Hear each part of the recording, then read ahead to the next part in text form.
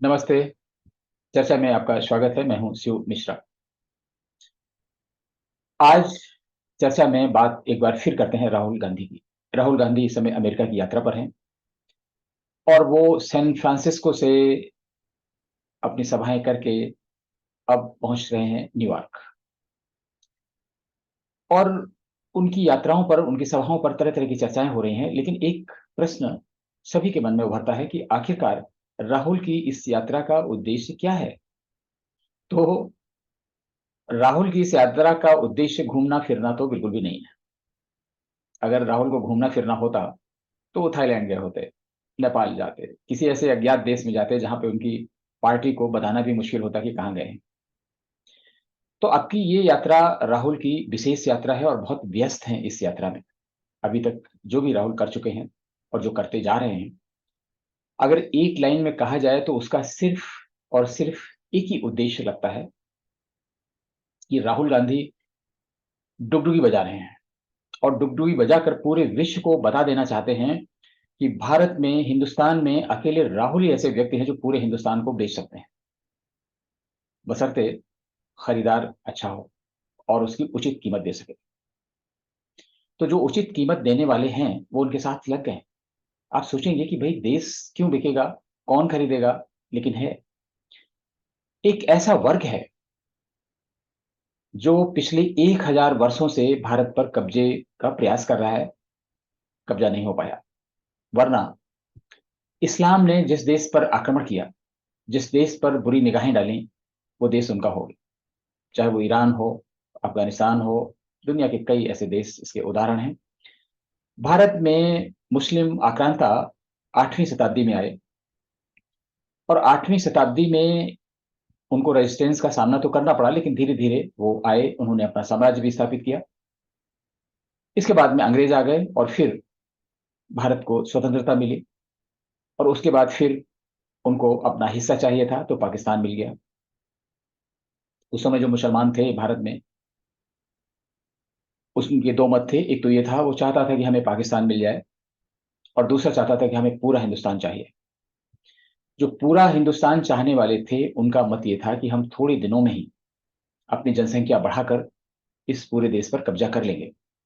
लेकिन कुछ मुस्लिम लोग थे जिनको संतोष नहीं था, उनको इन बातों का विश्वास नहीं था कि ये कुछ जो मिल रहा है उसको पहले ले लिया जाए। और ये समझौता हुआ कि ठीक है, जो मिल रहा है उसको आप ले लीजिए, इसके बाद में फिर हिंदुस्तान को लिया जाएगा। और वही हुआ। पाकिस्तान बन जाने के बाद भी नेहरू ने मुसलमानों को यहाँ रोका, तुष्टिकरण किया, उनको विशेषाधिकार दिए। आज भारत में हिंदू बिलबिला रहे हैं। बहुत सी ऐसी जातियां हैं जो अंग्रेजों ने बनाई, वर्ण व्यवस्था को ध्वस्त कर दिया, शिक्षा व्यवस्था को ध्वस्त कर दिया। और जो समाज के, हिंदू समाज के रखवाले थे, पथ प्रदर्शक थे, उनको तो पददलित कर दिया, जलील कर दिया, समाज से एक तरीके से बहिष्कृत कर दिया।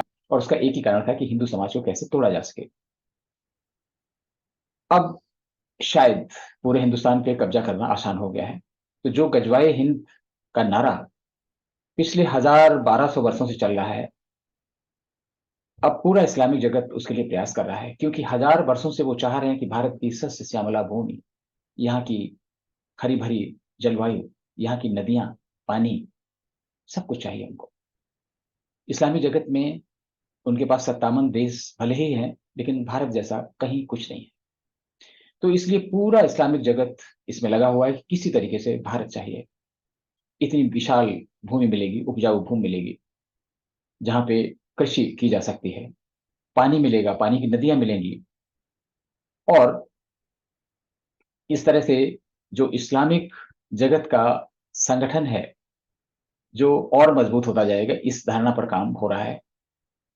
और जब राहुल गांधी जैसा कोई व्यक्ति एलानिया तौर पर कर रहा हो, बता रहा हो, संकेत दे रहा हो विश्व स्तर पर कि हम अकेले ऐसे व्यक्ति हैं जो देश को बेच सकते हैं, तो स्वाभाविक खरीदार तो आ गए। तो भारत में जितनी भी गतिविधियां हो रही हैं, धर्मांतरण की, घुसपैठ की, आतंकवाद की, वो पीएफआई करता हो, कोई दूसरे आके लोग करते हो, इनका उद्देश्य क्या है? क्यों कोई ऐसी सभ्यता है, कोई ऐसा कोई धर्म है जो शांति से जीना नहीं चाहता है? नहीं, शांति से जीना जरूर चाहते होंगे, लेकिन ये तो उनका मिशन है। पीएफआई ने तो अभी घोषणा कर दी थी कि 2047 तक उन्हें भारत को इस्लामिक राष्ट्र बनाना है और उस पर काम चल रहा है। पहले इसकी शुरुआत उन्होंने की थी कि हम राज्यवार कब्जा करेंगे। कश्मीर से शुरुआत हुई। कश्मीर में डेमोग्राफी बदलने में तो वो सफल रहे। हिंदू आज भी वहां जाने की हिम्मत नहीं कर पा रहे हैं। लेकिन ये सही है कि वो अलग देश नहीं बना पाए। केरल में इसकी शुरुआत हुई, वहां भी उन्हें सफलता मिली, लेकिन एक अलग राष्ट्र नहीं बना पाए। और इस तरीके से अब पूरे देश में लगभग हर राज्यों में और हर बड़े शहरों में रोहिंग्या, बांग्लादेशी घुसपैठिए और इन लोगों ने कब्जा जमा कर रखा है। और ये इतिहास गवाह है पूरे विश्व का। जहां कहीं भी जब भी इनकी जनसंख्या 30% से ऊपर पहुंचती है, उस देश में उथल पुथल शुरू हो जाती है। और 40% होते होते फिर गृह युद्ध शुरू हो जाता है और इसके बाद इस्लामिक राष्ट्र हो जाता है। तो उनकी योजना तो बिल्कुल छिपी नहीं। जब उनकी योजना छिपी नहीं है तो फिर आप सोचेंगे कि राहुल जानबूझकर ऐसा क्यों कर रहे हैं। क्योंकि राहुल ही नहीं, ये तो शुरुआत नेहरू ने की थी। और इस घराने को हिंदुस्तान से कोई लेना देना नहीं। तो वो तो अपने मिशन पे निकले हुए हैं। और इसी तरीके से जो नेहरू परिवार, गांधी परिवार है, इनकी कोई राष्ट्र के प्रति लगाव नहीं।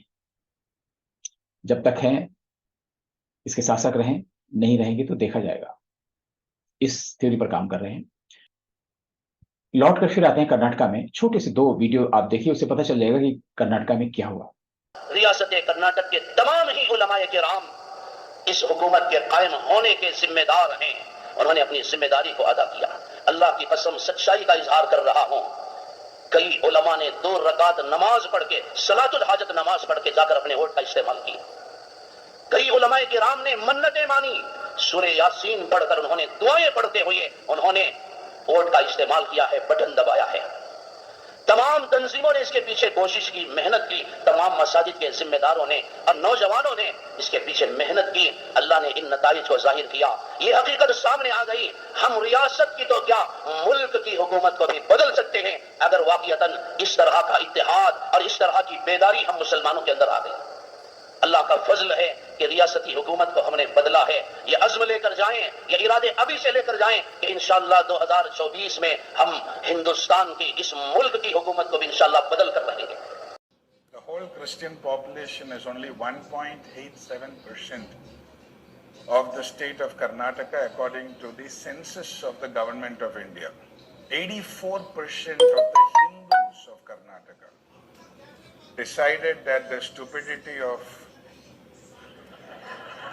some people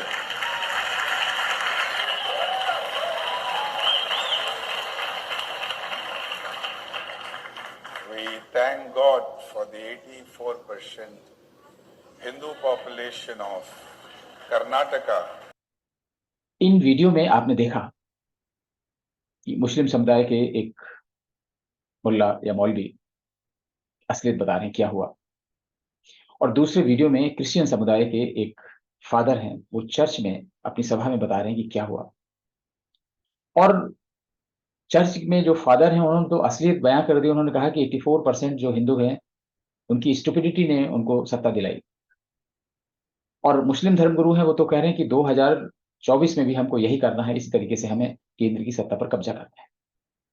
और यहाँ प्रधानमंत्री नरेंद्र मोदी हैं, अमित शाह हैं, भाजपा है, जो तुष्टीकरण के बाद एक स्थिति आती है, संतृप्तिकरण पर लगे हुए हैं। और अब आरएसएस और भाजपा दोनों ही तमाम जुगत भिड़ाकर मुस्लिम राष्ट्रीय मंच और इस तरह के तमाम संगठन बनाकर पसमानदा पे सूफी सम्मेलन, पसमानदा सम्मेलन, वहाबी सम्मेलन, ये सब आयोजित करके मुसलमान के वोट आकर्षित करने की कोशिश कर रहे हैं। लेकिन अगेन, इतिहास गवाह है, दुनिया में इन्होंने, इस समुदाय ने कभी भी अपना मिशन नहीं छोड़ा। इनकी तारीफ की जानी चाहिए। धर्म के लिए इन्होंने कुछ भी कर दिया है। ये कभी किसी के एहसान से बंधे नहीं रहे। इनके लिए कुछ भी कर दीजिए, कोई महत्व नहीं रखता है अपने मिशन के आगे। तो इसलिए अगर मोदी और मोदी सरकार ये सोचती है कि वो इनको आर्थिक लाभ देकर और इनका तुष्टीकरण करके, संतृप्तिकरण करके अगर इनके वोट ले लेंगे, तो उनकी गलतफहमी है। उनको इनका वोट कभी भी नहीं मिलेगा। मेरा तो अपना मानना है कि भाजपा के जो मुस्लिम नेता हैं, वो स्वयं भाजपा को वोट नहीं देते। और अगर वो दे भी देते होंगे तो कम से कम उनके परिवार वाले तो बिल्कुल भी नहीं देते हैं। इसलिए इस मुगालते में नहीं रहना चाहिए। देशवासियों को भी ध्यान में रखना चाहिए। जो मोदी से नाराज है, सभी की नाराजगी है और नाराजगी बहुत स्वाभाविक है। जो उन्हें करना चाहिए था वो नहीं किया, वो एक अलग विषय पर हम लोग बात करेंगे। लेकिन आज जरूरत इस बात की है कि क्या हम मोदी से अपनी नाराजगी के चक्कर में हिंदुस्तान को बिक जाने दें? नहीं। एक कहावत है कि अगर जहां कहीं भी जीवन शेष रहता है तो करने के लिए कुछ बचता है। अगर हिंदुस्तान बिक गया, हिंदुस्तान पर हमारा अधिकार ही नहीं रहा, तो हिंदू कहां जाएगा? हिंदू बेचारा एक ऐसा समुदाय है, उसके पास तो और कोई राष्ट्र भी नहीं, भाग कर कहां जाएगा? दो ही विकल्प होंगे। जैसा मुस्लिम आक्रांताओं के समय होता था, जो धर्म परिवर्तन नहीं करते थे वो अपना सर कटवा देते थे, और जो डरपोक टाइप के लोग होते थे वो तलवार के डर से सलवार पहन लेते थे, मुस्लिम हो जाते थे। यही दो स्थितियां रह जाएंगी।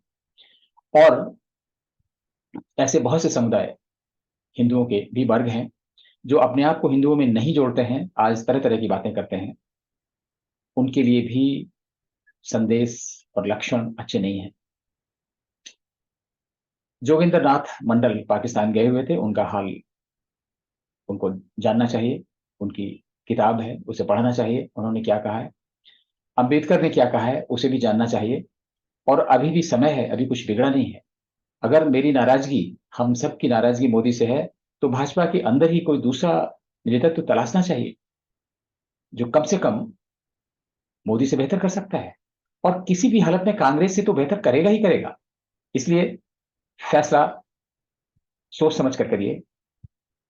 हिंदुओं की एक गलती हिंदुस्तान को समाप्त कर सकती है, सनातन संस्कृति को समाप्त कर सकती है। हमने देखा कि आक्रांताओं ने कैसे सनातन संस्कृति को नष्ट किया। हमारी पांडुलिपियों को, पुराने ग्रंथों को, तमाम ऋषियों मुनियों की खोज को तक्षशिला नालंदा में जला दिया, क्योंकि उनको एक किताब के अलावा कुछ चाहिए नहीं होता है। इसलिए सोचिए, और राहुल गांधी पर भी दबाव बनाइए कि वो देश को बेचे नहीं। राजनीतिक रूप से प्रतिद्वंदिता करना, प्रतियोगिता करना अच्छा है, सत्ता परिवर्तन भी अच्छा है, लेकिन किसी भी ऐसे राजनीतिक पार्टी का सत्ता में आना उचित नहीं है जो देश को बेचने के लिए बोली लगा रही, डुगडुगी पीट रही। नमस्ते। फिर किसी ज्वलंत मुद्दे पर आपसे मुलाकात होगी, तब तक के लिए आज्ञा दीजिए।